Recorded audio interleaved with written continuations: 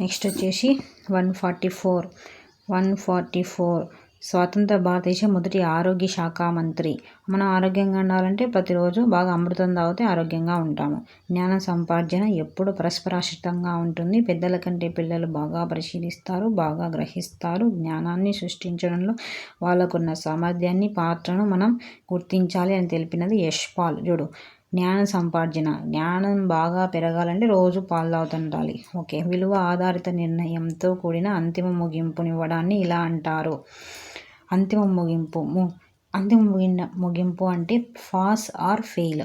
Pass fail అని ఏదందరూ చెప్తారు? మూల్యాంకనం చేసి ఎగ్జామ్స్ ద్వారా పాస్ అని ఫెయిల్ అని చెప్తారు. ఓకే, నెక్స్ట్ 147 కార్డు బోర్డు లేదా చెక్క బోర్డు మీద ఖచ్చితమైన దూరంలో రంధ్రాలుండే బోధనోపకరణం.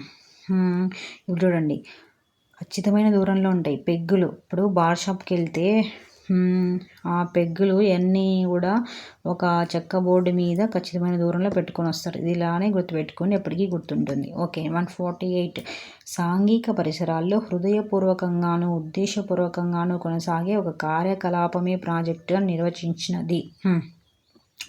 హృదయపూర్వకంగా అని ఎక్కడన్నా కనపడితే ఒకటే గుర్తుంచుకోండి, హృదయాన్ని కిల్ చేసేసినారు.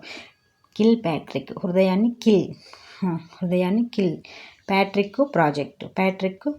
ఓకే, నెక్స్ట్ 149 సాంఘిక శాస్త్ర పాఠ్య పుస్తకాల రూపకల్పనలో అనుసరించే మార్గదర్శక సూత్రాలను గుర్తించండి.